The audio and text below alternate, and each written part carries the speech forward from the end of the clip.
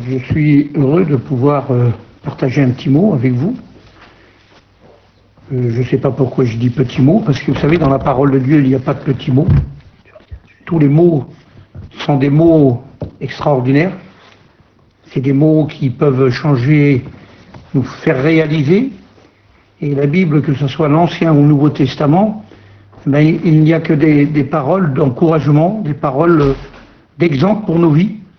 Et le thème que j'ai choisi ce soir, c'est le prophète Jérémie dans les Lamentations, la 4e lamentation de Jérémie.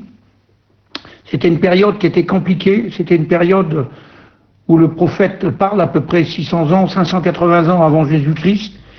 Et c'était une période où la ville de Jérusalem était particulièrement attaquée.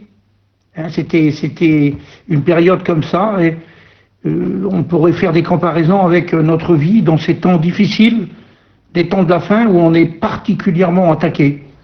On a des attaques qui sont un peu, qui nous surprennent des fois, des attaques qui durent, d'autres qui sont ponctuelles. Mais l'ennemi nous fait la guerre parce qu'il sait qu'il lui reste peu de temps et que le Seigneur bientôt revient. Alors, pour ceux qui ont la parole de Dieu, je voudrais vous lire la 4e lamentation de Jérémie. Et regardez ce qu'il nous est dit. Et quoi? L'or a perdu son éclat, l'or pur est altéré. Les pierres du sanctuaire sont dispersées au coin de toutes les rues. Les nobles fils de Sion, estimés à l'égal de l'or pur, sont regardés, hélas, comme des vases de terre, ouvrage des mains du potier. Les chacals, même, présentent la mamelle et allaitent leurs petits. Mais la fille de mon peuple est devenue cruelle, comme les autruches du désert. La langue du nourrisson s'attache à son palais, desséché par la soif. Les enfants demandent du pain et personne ne leur en donne. Et ceux qui nourrissaient de mets délicats périssent dans les rues, et ceux qui étaient élevés dans le pourpre embrassent le fumier. Le châtiment de la fille de mon peuple est plus grand que celui de Sodome, détruite en un instant. Amen. Alors cette lamentation est particulière. Vous savez, dans les 5 lamentations, le prophète compare la gloire passée d'Israël, de Jérusalem. Et puis, il la compare à son époque, pendant qu'il fait ses lamentations, et puis il voit qu'il y a quelque chose de terrible. Il voit le temple détruit, il voit que les mères abandonnent leurs enfants, le peuple meurt de faim, puis le châtiment il se prolonge, ça continue. Les princes ne sont plus reconnus dans les rues. Les femmes, malgré leur tendresse, ils se livrent à des choses graves sur leurs enfants. Et la ville réputée imprenable a été prise. Et la cause de ce malheur, c'est le péché de ces prophètes et de ces sacrificateurs. Le chef et le peuple ont vain attendu du secours de l'Égypte. Les chefs et puis le peuple, ils attendent du secours de l'Égypte. Et les Babyloniens les ont assiégés subitement. Et le roi Sédécias, loin de l'Éternel, a été amené captif. Vous vous rendez compte, les lamentations de Jérémie, il a de quoi se lamenter. Moi, j'aurais voulu qu'on voit aussi un petit peu ces lamentations et de voir ce qui se passe actuellement autour de nous. Vous savez, le prophète Jérémie, il parle de l'or. Il dit l'or. L'or, ça nous représente l'homme, en réalité, c'est-à-dire l'homme en général, c'est-à-dire tous les habitants de Jérusalem à l'époque. Et puis, l'or, c'est un métal précieux, qui a un éclat terrible, et il l'a perdu, son éclat. Et moi, je voudrais vous dire que, vous savez que l'homme a quelque chose de particulier, parce que l'homme a été fait à l'image de Dieu. L'homme avait reçu cet éclat qui venait du ciel, parce que l'homme, à l'image de Dieu, regardant comment il est devenu maintenant, comparant l'éclat de Adam dans l'Éden, qui parlait avec Dieu, qui avait cette communion avec Dieu, avec l'homme actuel, l'homme du monde, je parle. C'est quelque chose de terrible. Est-ce qu'on voit autour de nous, je ne voudrais pas trop m'étaler sur... Mais regardons l'homme, comment il devient. On ne peut plus rien regarder, on ne peut plus rien écouter. L'homme est au plus bas qu'il n'a jamais été depuis que le monde a été créé. Et puis là, il y a quelque chose de terrible. Et puis les nobles fils de Sion, qui étaient à l'égard de l'or, sont regardés là comme des vases de terre.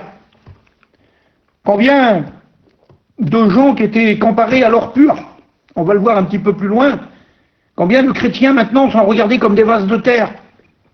Combien de chrétiens se livrent à des faiblesses, et puis au lieu de donner cette image qui vient du ciel, cette image de Dieu, cette image de l'or pur, eh ben, ils sont regardés comme un vase de terre.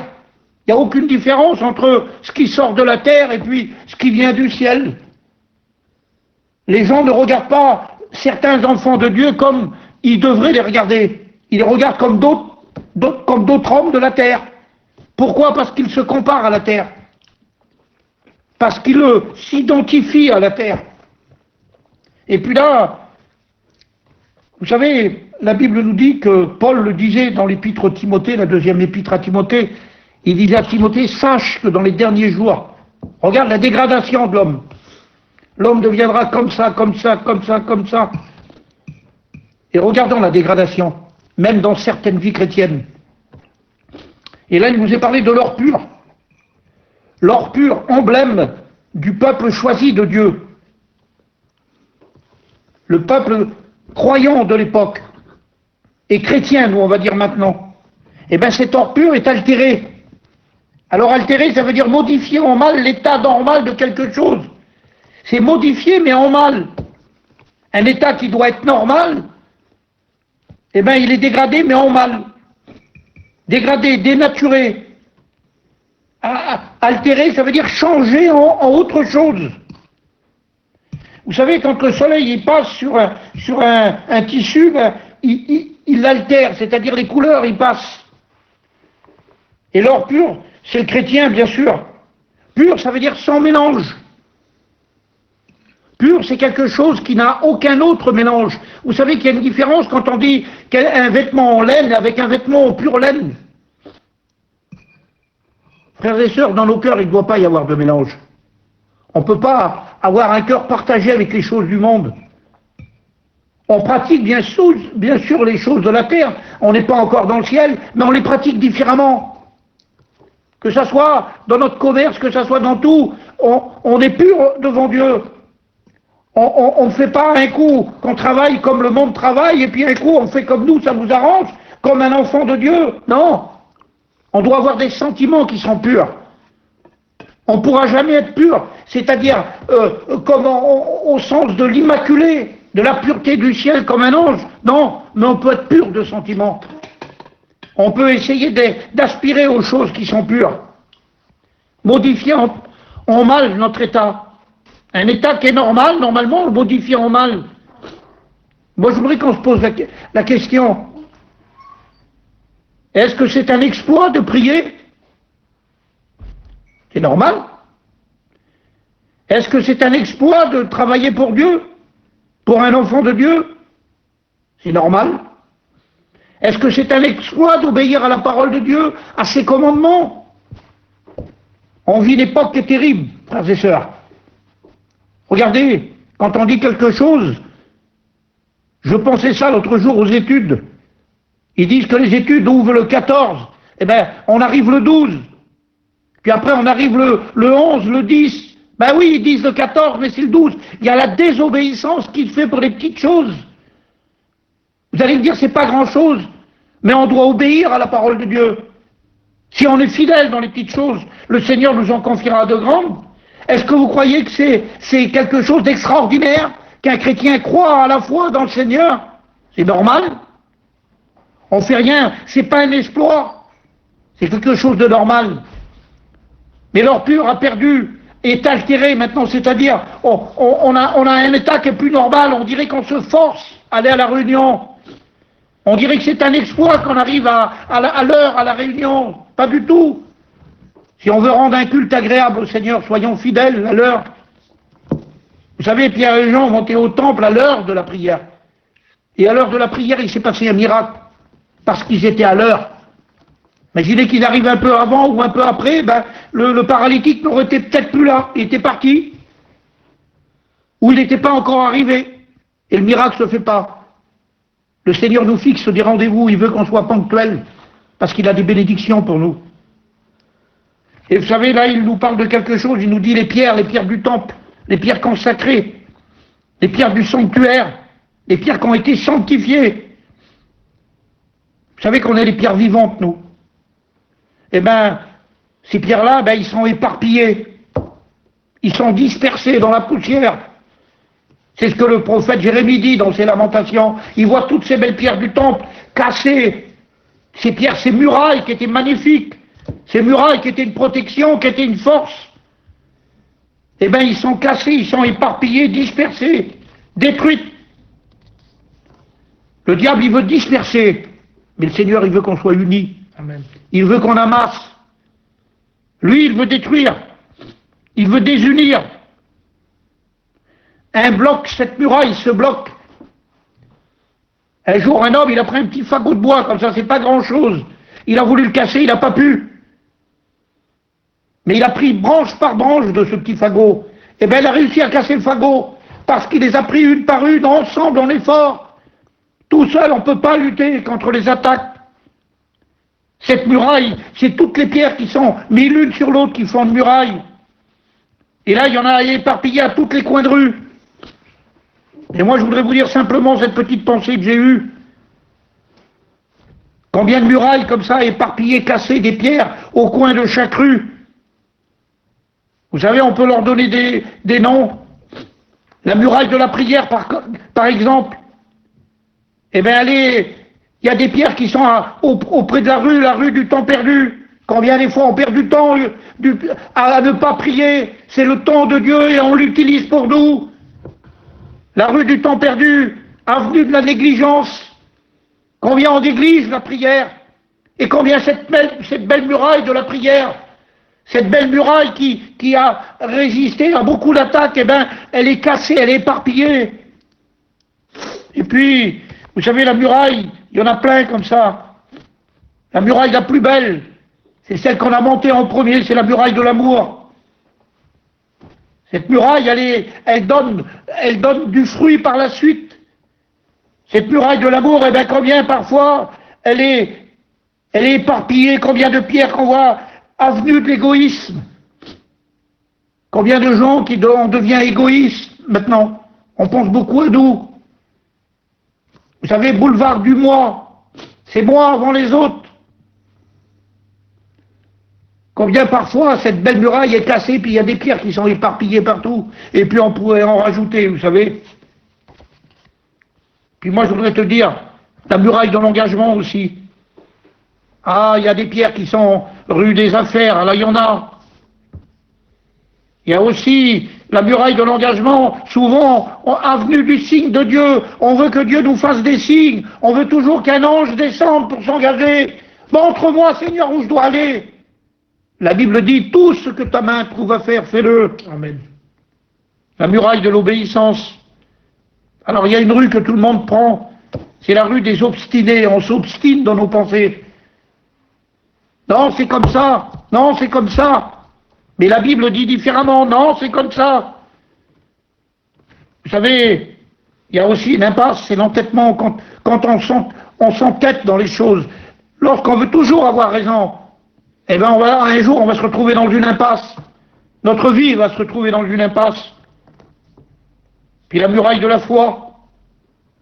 Combien cette muraille-là, elle a souffert même pendant ce confinement-là. Combien de questions dans nos têtes.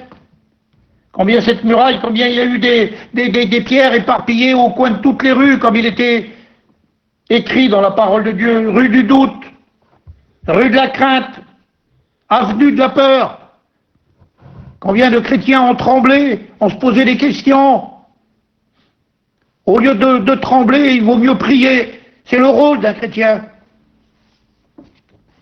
Et je voudrais vous dire qu'il s'est passé quelque chose de terrible à l'époque des lamentations. Et moi je crois qu'on n'en est pas encore là, mais je crois qu'on va vers des jours qui sont difficiles, frères et sœurs. Des jours où il faut combattre, des jours où il faut s'unir, des jours qu'il faut arrêter de se critiquer les uns les autres, mais essayer de se comprendre et de prier les uns pour les autres. Vous savez, l'autruche, c'est un animal qui est terrible, c'est un animal qui est cruel, il abandonne ses petits. L'autruche du désert, elle laisse ses œufs au désert et elle s'en va. Vous savez, nous, il ne faut pas qu'on abandonne l'œuvre de Dieu. Il ne faut pas qu'on abandonne ce que le Seigneur nous a donné, le petit travail. Peut-être que derrière ton téléphone, tu dis, mais moi jamais j'abandonnerai l'œuvre de Dieu. Non, bien sûr, tu peux peut-être pas abandonner l'œuvre de Dieu, mais si tu abandonnes le petit travail qu'il t'a donné, mais c'est comme si tu abandonnais un peu Dieu. Si tu abandonnes ce qu'il t'a demandé de faire, ta petite visite que tu fais, tes petits traités que tu mets dans les boîtes aux lettres, je ne sais pas, le travail, mais peu importe le travail que tu fais, mais si tu ne fais pas ce que le Seigneur t'a demandé, eh ben c'est comme si tu oubliais Dieu. Parce que derrière le petit traité, là, derrière ton petit mot, derrière ta petite visite, le Seigneur envoie le Saint-Esprit qui lui met la vie dans les cœurs. Amen. Un jour, j'ai vécu une expérience terrible en prison. Un jour, un homme, je l'ai croisé dans un couloir comme ça, puis il m'a dit, viens, il faut que je te parle. Il m'a donné le numéro de sa cellule, et puis j'ai été le voir après. Et puis il m'a dit, voilà, je ne suis pas croyant du tout, mais j'ai fait l'expérience. Il dit, un jour, j'étais dans une nouvelle prison, une prison toute neuve, et puis j'avais demandé à travailler dehors pour sortir un peu, et il m'avait fait travailler, on plantait des fleurs dehors, et quand j'ai creusé un trou pour planter une fleur, j'ai tombé sur un petit traité. Et je l'ai lu, c'était toute sa vie, il a été bouleversé par ce petit traité. C'était toute sa vie, il a été dévoilé par la parole de Dieu. Mais il s'est posé cette question, comment qu'un petit verset en papier s'est pas désintégré dans la terre? Alors il a dit, c'est quelqu'un qui l'a mis. Il a été voir la directrice, et il a dit, madame, voilà, il a expliqué. Il y a quelqu'un qui est venu, elle a dit non, monsieur. Alors il a dit, j'ai trouvé ce petit traité. Vous savez ce qu'elle a dit, la directrice? Vous savez, avant qu'on construise la prison ici, là, il y avait une mission évangélique qui venait tous les ans. Je voudrais te dire, peut-être que la sœur ou le frère qui a laissé ce petit traité, peut-être jamais qu'il aurait compris. Mais regardez, même enterré, la parole de Dieu, même dans la terre, la parole de Dieu, elle donne la vie. Amen. Ne crois pas qu'on a besoin d'avoir les anges qui sonnent de la trompette. Et n'abandonne pas le travail que Dieu t'a donné. Il compare les femmes à cet animal qu'abandonne.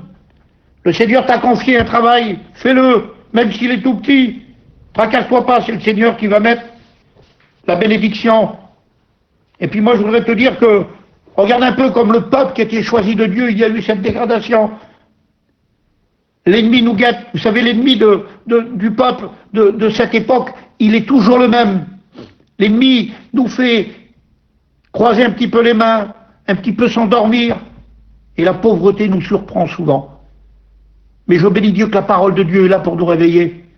Le Seigneur veut alerter son peuple dans ces temps que nous vivons, puis il veut nous dire, réveillez-vous, car le temps se fait difficile, le retour du Seigneur est proche.